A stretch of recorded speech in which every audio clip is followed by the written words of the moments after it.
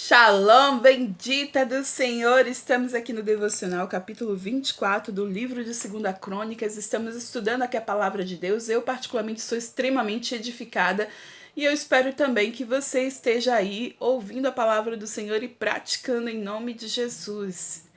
Amém.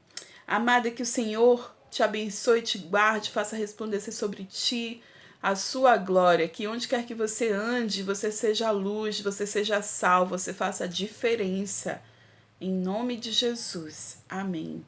Te convidar para orar, fechar seus olhos, abaixar sua cabeça, colocar a mão no seu coração.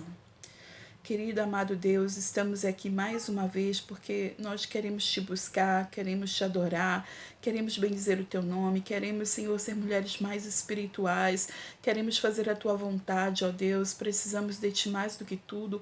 Ajuda-nos, Senhor, em nome de Jesus, a ter entendimento da tua palavra, a ter discernimento espiritual, a ter revelação do alto, a, Senhor, ser mulheres sábias que edificam a casa, Pai, que aonde quer que vá, Senhor, possa edificar, seja no trabalho, na rua, em casa, Deus, em nome de Jesus. Amém, amém, amém.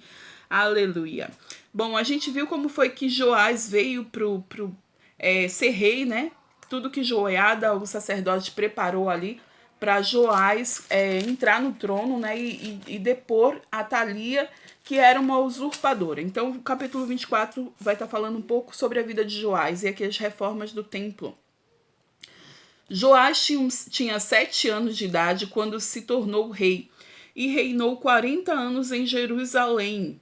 O nome de sua mãe era Zíbia, ele era de Betseba. Joás fez o que o Senhor aprova enquanto viveu o sacerdote Joiada. Este escolheu para Joás 2 mulheres e ele teve filhos e filhas. Então, assim, aqui a Bíblia está falando um pouco... imagina, era o rei mais novo que existia, né? 7 anos ele começou a reinar. E ele tinha um mentor, ele tinha um tutor que era Joiada, que era o sacerdote. E ali, esse sacerdote ajudava ele muito na vida dele espiritual e na vida dele mesmo normal, física, né? Tanto que escolheu 2 mulheres para ele, que ele se casou, né? Que ele teve filhos. Versículo 4. Algum tempo depois, Joás decidiu fazer a reparação no templo do Senhor. Ele reuniu os sacerdotes e os levitas e lhes disse: vão à cidade de Judá e recolham o imposto devido anualmente por todo Israel, para fazer reparos no templo do seu Deus. Vão agora mesmo. E os levitas, porém, não agiram imediatamente. E por isso o rei convocou Joiada, o sumo sacerdote, e lhe perguntou: por que você não exigiu que os levitas trouxessem de Judá e de Jerusalém o imposto determinado por Moisés, servo do Senhor, e pela Assembleia de Israel, para a tenda da Arca da Aliança? De fato, Atalia, aquela mulher ímpia, e os seus filhos tinham arrombado o templo de Deus e tinham até usado seus objetos sagrados para cultuar os Baalins. Então, por ordem do rei, fizeram um caixa e a colocaram do lado de fora, a entrada do templo do Senhor. Fez-se a seguir uma proclamação em Judá e em Jerusalém, para que trouxessem ao Senhor um imposto que Moisés, servo de Deus, havia exigido de Israel no deserto. E todos os líderes e todo o povo trouxeram com alegria suas contribuições, colocando-as na caixa até enchê-la. E sempre que os levitas levavam a caixa até os supervisores, o rei, estes viam que havia muita prata. E o secretário real e oficial do sumo sacerdote esvaziavam e a levavam de volta. Fazendo isso regularmente, ajuntaram uma grande quantidade de prata. E o rei e Joiada entregavam essa prata aos homens que executavam os trabalhos necessários no templo do Senhor. Eles contrataram pedreiros, carpinteiros e também operários que trabalhavam em ferro e em bronze para restaurarem o templo do Senhor. Os homens encarregados do trabalho eram diligentes, o que garantiu o progresso da obra da reforma. Eles reconstruíram o templo de Deus de acordo com o modelo original e o reforçaram. Quando terminaram, trouxeram o restante da prata e o rei de Judá e a joiada, e com eles foram feitos utensílios para o templo do Senhor, utensílios para o serviço para o holocausto, além de tigelas e outros objetos de ouro e de prata. Enquanto Joiada viveu, holocaustos foram apresentados continuamente no templo do Senhor. Joiada morreu com a idade avançada, com 130 anos. Foi sepultado com os reis da cidade de Davi, em atenção ao bem que havia feito em Israel em favor de Deus no seu templo.